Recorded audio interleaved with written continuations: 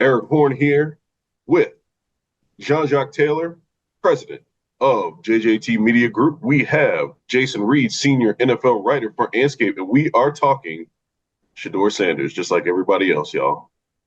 We are here on Sunday, a couple of days after the fallout of Shedeur not getting drafted in the first round. He was eventually picked in the fifth round by the Cleveland Browns. We were texting about this all weekend, how this is a layered conversation. Not to mention the fact that Deion was throwing shade at the Cleveland Browns on the same weekend that Shedeur is drafted by the Cleveland Browns.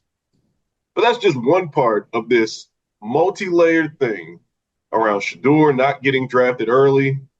There was a point where we thought he would go undrafted. I don't even know where to start, fellas, but I guess we can start here. There have been a lot of people, people in the NFL world, people just who don't really even follow the NFL, hitting me up being like, what's going on with Shedeur Sanders? Why is he falling so far? Can we get into the discourse first before we get into the part about Shedeur's fit with the Cleveland Browns? Can we talk about how everyone's been talking about this and how we've gotten to this point to where we're looking at Shedeur Sanders as somebody who we thought was going to go here, and now the world is stunned that he went here, and everybody's got a feeling about whether or not he's been wronged or whether or not he deserves this.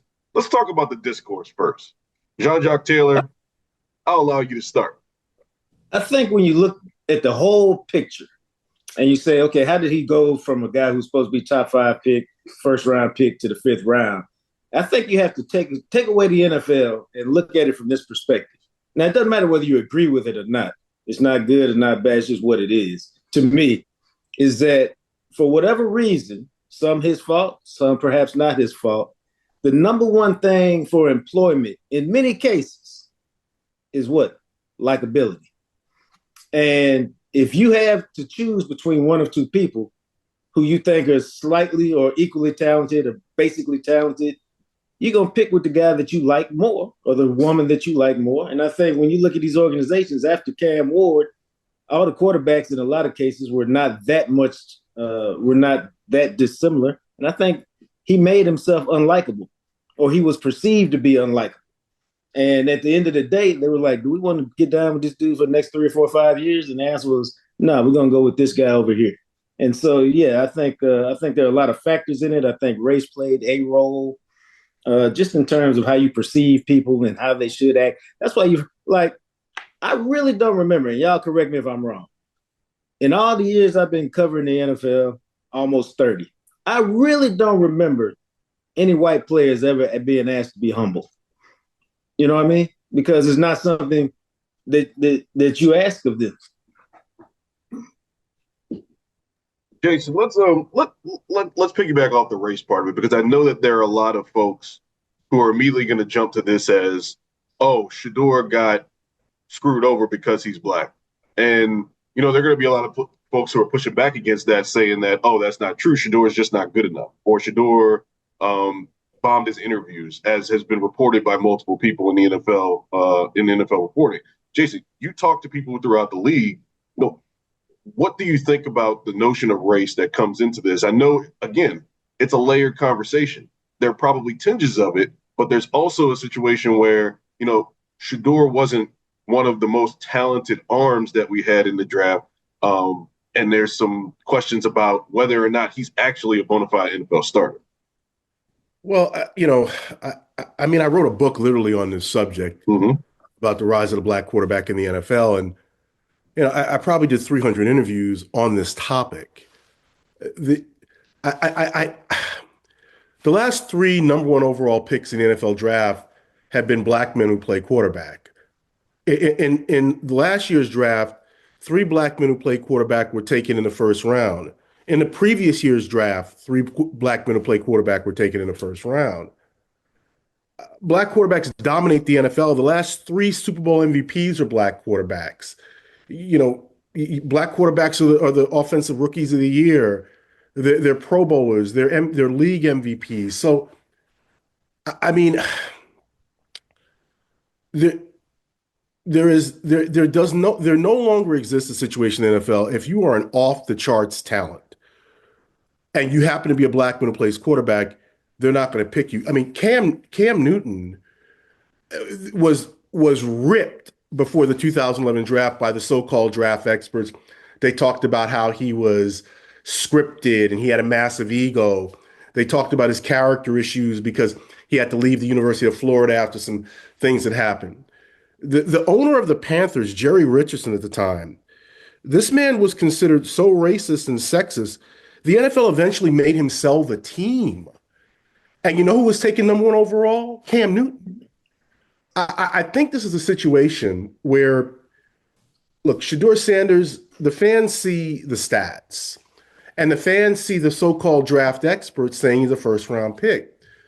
Like I have a someone how can I put this? Well, Quincy Avery, who's a a known quarterback coach. For 2 years, Quincy's been telling me the guy's not that good. His film just isn't that good. And the fans see, well, wait a minute. I think he was JJT, wasn't he the Big 12 Offensive Player of the Year? Yep, Johnny Unitas Award winner. Okay, Johnny Unitas Award winner, big time stats. And so I get that when the fans see that, and they also see, well, wait a minute now, all the draft experts are saying that he's supposed to be a first round pick. And look, all this stuff is just opinions until you get in the field and you actually do it in the NFL. It's all just opinions. But I remember for 2 years, Quincy's been telling me, he's not as athletic as they like at that position now. His decision making is questionable. He holds the ball too long. He doesn't play on time to where, yeah, the passes that he's completing in Colorado right now, okay, he can get, but an NFL quarterback is going to jump those things. Now, is he right? I don't know. Okay, I mean, I don't know. He's got a track record, but you know what? People have been wrong before. Patrick Mahomes was the number 10 overall pick. But to suggest that this is just straight racism, and look, I have friends of mine who are calling me up, talking to me, hey, when are you going to write about how racist the NFL is against black quarterbacks? And these are people who know I wrote a book on this subject. So, look, I'll never in any discussion say that there's not still racism in the NFL. I mean, you'd be crazy to suggest that. But what JJT said about the likability factor, look, bottom line, no NFL team had a first round grade on Shedeur Sanders that he was a guy who was such a difference maker, it was going to outweigh all the other stuff. Like, I mean, they just didn't, because if they did, he would have been drafted in the first round. Then when you talk about what JJT said about the likability factor, I mean, look, there's too much reporting that things happened in some of his meetings to where there's just too much smoke. There's got to be some fire there. And I was saying before we started the call that, and again, this is on the internet, so it may not be true, but I saw a quote attributed to Shedeur saying that effectively he could have handled some things differently. Look, my issue with this whole thing is that all these people who are saying he slid, it's because the draft industry, these draft analysts are saying that he was supposed to be a first round pick. Like Howie Roseman and Brett Veach are probably the two best general managers in the NFL. They don't put out mock drafts. Shedeur Sanders was probably, in best case scenario, he was probably a day 2 pick. But because of all the things, a day 3 pick, he got picked on day 3. But now moving forward, whatever anybody thinks about the reasons, he's going to get an opportunity to prove himself and prove his doubters wrong. And that to me is what he's got to do now. Yeah, the quotes coming out after the fact were some of the things that, based on some of the ways that he was being reported on acting in some of these interviews with teams, those are some of the things you wanted to hear. Him saying, he's got to go and prove it and show what he's capable of, understanding the route that he has to now take. You got to kind of wonder if those are things that if he would have brought to the table in the pre-draft process, would have helped them fare better in the draft. Well, yeah, I think that's where he made his biggest mistake in Mm-hmm. hindsight. And I think the mistake came from their team didn't do enough due diligence with the NFL's decision makers, which is interesting because Deion has access to all the decision makers, either because they're friends of his or because he's been around the game so long.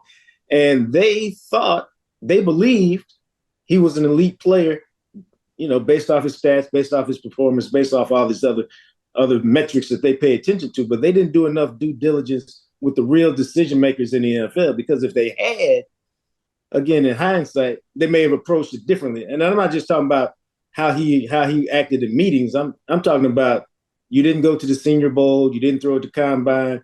And throwing at the combine to me is not a big deal. But the whole Senior Bowl thing, when you read later that one reason that Cleveland drafted Dillon Gabriel is they worked with him all week at the Senior Bowl, saw what he could do, saw what he couldn't do, and then decided, okay, yeah, let's go pick him. And then you go to the East-West game, which is widely acknowledged as the lesser of the two All-Star games, and then you don't practice, and then your pro day is the very last pro day. And so when you put all of that together, they believed that he was a lock first-round pick. It was just a matter of where in the first round. And so they behaved that way, when in reality it turns out that the decision makers in the NFL, didn't believe that. And I've got some thoughts about like kind of the circumstantial way that this fell for Shedeur and some of the people who had the potential to draft him as well. You combine the way he handled the pre-draft process with what evaluators have said is not the top end talent of a Cam Ward or even the upside talent of a Jalen Milroe. And then you look at the teams who had a potential to draft quarterback, and some of these teams are probably like, okay, I'm Brian Daboll or I'm Kevin Stefanski in Cleveland. Am I going to put my job on the line in the first round drafting this guy? Because we're on the clock. Brian Daboll is on the clock. And you can debate whether or not Jackson Dart is a better player than Shedeur Sanders all day. But in the pre-draft process, Jackson Dart went through the pre-draft process, and essentially Shedeur did not. So they have a better read on what this guy brings to the table rather than Shedeur. I was thinking myself, I don't know if I would put my job on the line for Shedeur Sanders in the first round. And I gather that there's probably some other GMs and coaches in the league who probably thought the same way. I also had the thought, like, I wonder where he would have went if he came out last year, because you had this run of teams that needed quarterbacks. And this year you just didn't have as many teams that needed quarterbacks as early on. So I was curious about that possibly too. If he did the same thing in the pre-draft process, he'd probably go in the same way, because this was deemed not a good quarterback class. Like Cam Ward is like the only guy who like looks and plays and has that first round, NFL star on him. And even there are a lot of questions about him. A lot of people said he'd be the 5th or 6th or 7th quarterback if he'd come out last year. So it's an interesting thing, because there's some things that's easy to pick apart Shedeur's game if that's what you want to do, whether it's holding the ball too long or all the passes at or behind the line of scrimmage. And he had said because the running game was not good, and that's fine. And whether you believe he processes coverages fast enough or not. The thing that I was intrigued about is finally you've heard so much about what he's done in these meetings and how he hasn't, how he came off poorly. But I was really waiting for examples, because until you get examples, to me, you're just talking.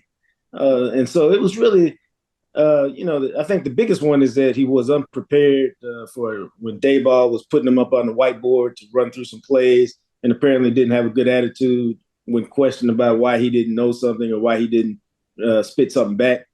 And I got to tell you, I probably have spent more time around Shedeur than anybody in the country, considering I spent a year in Jackson State and wrote a book about him and that team. And all of that sounds completely out of character. And even if you say, well, he only wanted to play for certain teams, we all know the Giants needed a quarterback. So if you're going to act a fool, it wouldn't have been with the 4 teams this year that you knew needed a quarterback, which is the Browns, the Giants, well, you just found out about the Saints and Pittsburgh. Pittsburgh. So it all seems very weird to me. Well, we were talking about this yesterday, and that was I was waiting for the same thing because, like JJT is saying, if you've covered the NFL for any amount of time, you understand that there's always going to be talk, and people have agendas. So I was waiting for the specific examples as well. And when that Giants one came out, if you've been around the NFL and you know the pre-draft process, like these coaches do put these quarterbacks through that whiteboard stuff because if you're an investor first round pick in a quarterback, if you mess that up, you can set your franchise back for 5 years to a decade and you can get yourself fired if you're a coach or a GM. And, from watching the Hard Knocks, like you can see how Daboll runs these guys through this. Now, let me just say this very clearly. I don't know if that report is true. JJT don't know if it's true either. But if it is true, and if Daboll basically felt that the kid couldn't process it or didn't process the way he wanted and then got an attitude about it, rest assured that's going to work its way through the whole NFL. And, something like that, if a team is looking to take you in the second round and you got some scout who's chirping, some giant scout who's chirping his buddy, at team X, Y, and Z, like that takes you from the second round to the fifth round real easily. And, Daboll was asked about it the other day, and I would have been shocked if he would have come out and said, well, yeah, it's true. But you could tell from his body language, he said something to the effect, oh, we had great meetings with everybody.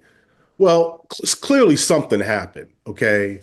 And Shedeur, JJT's been around him, I haven't. Anybody can have a bad day, and if you just had a bad day, okay. But you have a bad day during this process, it can screw you. And, ultimately, no one thought the film was good enough to where he was a Cam Newton. No one thought the film was good enough to where he was a Deshaun Watson or a Patrick Mahomes back in the day. That combined with a bad day with an attitude or with trying to break down routes on a whiteboard, that'll kill you. Okay. Let's talk about the fit, because there are pros and cons to this with the Cleveland Browns. Here's some pros, guys. I'm going to read you these names. Joe Flacco, Kenny Pickett, Dylan Gabriel, Deshaun Watson, and Shedeur Sanders. That's not a murderer's row of quarterbacks we got going on here, y'all. Shedeur has a chance to come in and win a spot on this team. Now, the cons. Have y'all seen that jersey with all the names on it on the back of Cleveland Browns quarterbacks since 2000 or whatever? That some fan has got 40 some odd names on there, 30 some odd names of Cleveland Browns quarterbacks that they've washed through in the past, 25 years. This isn't exactly a place that has been an incubator for quarterback talent in the last quarter century. So you combine that with, Shedeur is going into a situation where, it's a tough division. The weather is not great in that division. The quarterbacks that you're going to be going up against are tough. I think it's an interesting challenge to see if he's going to be able to beat out some of these guys to get in there. That, to me, is going to be one of the biggest challenges of all. Make the roster first, and then you got to deal with all the other Cleveland stuff that comes along with it. Well, all you ever want as an athlete, as a man, as a person, is opportunity. That's all you ever want.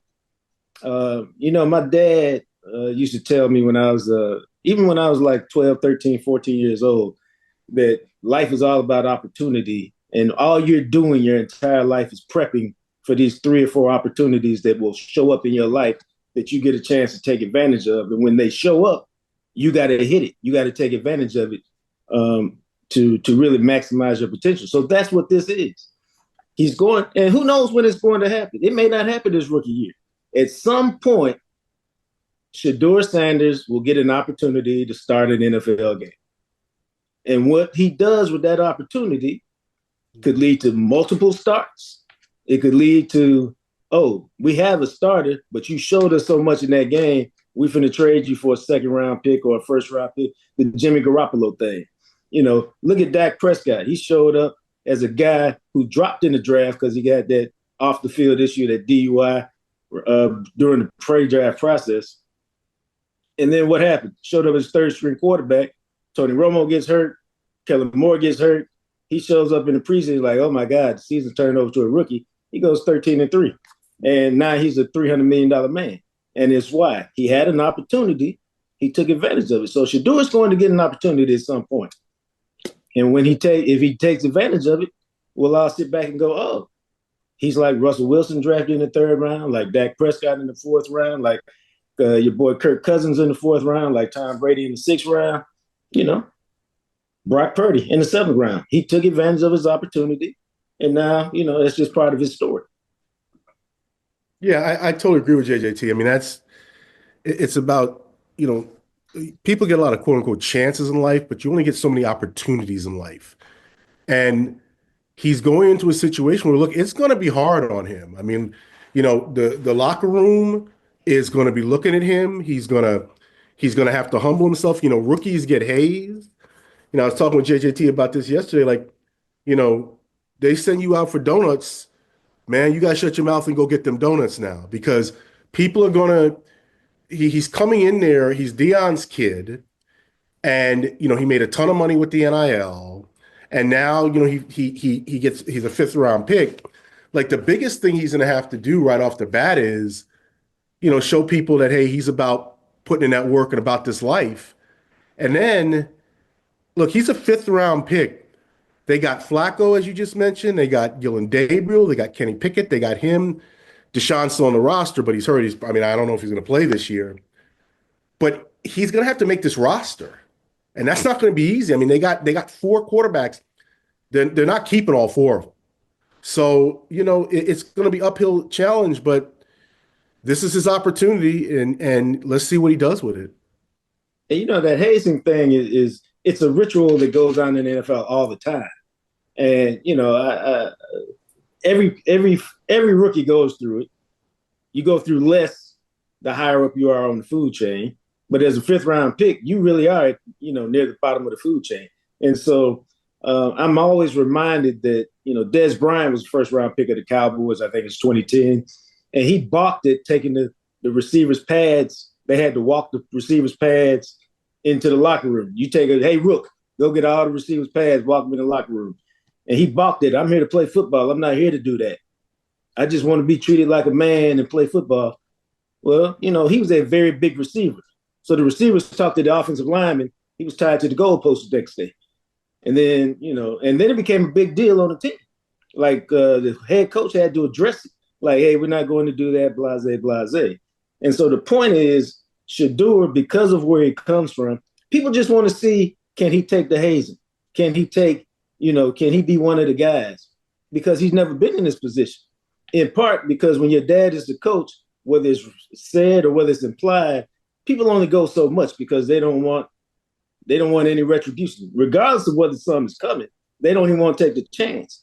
And so this is the first time where he's out from under his dad's protective wing, and people just want to see how he reacts. So some people will mess with him just to see how do you react. And when those moments happen, you have to handle it and go about your business. I'm going to tell you one other real quick story.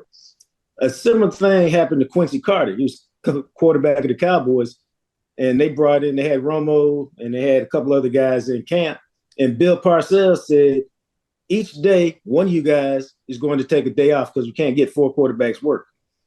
And so I'm talking to Quincy. I don't know why I got to take the day off. I'm the starter. I said, dude, they just want to see how you react to it. You're the starter. These other guys haven't even done anything. And he couldn't get that through his head. He got cut in training camp because he couldn't adjust to that when they just wanted to see what his reaction would be to that. And his reaction was not what they wanted. And so that's a big part of the reason why they couldn't. Yeah, all the opportunity stuff is true. And I think he has a great opportunity considering the quarterbacks that are on the roster. I'm just worried about him being, and you worry about this with every quarterback, just the situation. And that's going to show the real strength of character and how much he wants to fight for this, is that we know the Cleveland Browns aren't the best situation because I don't think they know how to run. I don't think they run a very good team, if we're being frank. They drafted Dylan Gabriel third round, and they came back and drafted up for Shedeur in the fifth round. So it's like, I'm not quite sure what's going on there. They went 3-14 last year, and you think with some of those picks, they would add more talent to a roster that probably needs more talent if you went 3-14, but instead you're adding two quarterbacks that are question marks. Well, So I think you can look at it this way, man. Like Kenny Pickett is a first round pick from just 2 years ago, but I could say he appears like he's on that journeyman path. I think this is already his third team. So you got Kenny Pickett there. You got Joe Flacco. He's like old as Methuselah, as grandma used to say. His time is short. Deshaun Watson, let's face it, he's probably never going to play for the Browns. So really, this feels more like a RG3 and Kirk Cousins situation, where you had two quarterbacks. You took one in the first round, one in the fourth. This one you took one in the third, one in the fifth. Because at a certain point, what do we say about Shedeur? Well, we're in the fifth round now. So what have we invested? Nothing. The money is not big. If we don't like him, we can cut him. There's not going to be any big penalty. So, yeah, let's go ahead and grab him, and let's see how it plays out. And so then you're in a situation where if they both show a little something, you can certainly trade the backup, the guy who doesn't win a job. You can trade him for something, whether it's an upgraded draft pick or not. So I think it's okay. It's going to be a little chaotic right now, but these things all work themselves out, either because somebody is so horrible, it's easy to cut them, or because injury creates an opportunity where somebody's out of the mix anyway. Yeah, I'm with JJT on that. I just look at it like, look, they made Watson the highest paid player in the NFL. He's most likely not going to play for them again. Joe Flacco is, all due respect, the guy's had a very good career, but you're not looking at a long-term investment in Joe Flacco. Kenny Pickett is on his third team, and he's a journeyman. Does it click for him this year? I mean, who knows? But you can't go into this thinking that Kenny Pickett's going to be a long-term answer. They took a guy in the third who's undersized. They took a guy in the fifth who, has question marks around him. I think when you look at their quarterback situation, it's not shocking. I mean, I don't have a problem with them taking a guy in the third and a guy in the fifth. They really don't have a clear-cut starter on this team. Not a guy who's going to be here in 2 years. They're trying to find something out. I tell you, I'll take it a step further. If you just look at and I haven't done this lately, but if you just look at the 32 starting quarterbacks in the National Football League, typically 26 of them are first-round picks, and the other 6 are scattered throughout the other rounds. So do the math. The only first-round pick they got on this roster is a guy we've already said is probably on that journeyman path.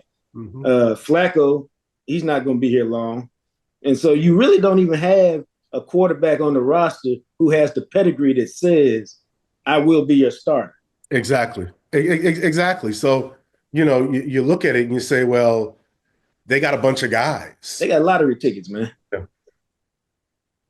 Or they're playing the soft tank for 2026.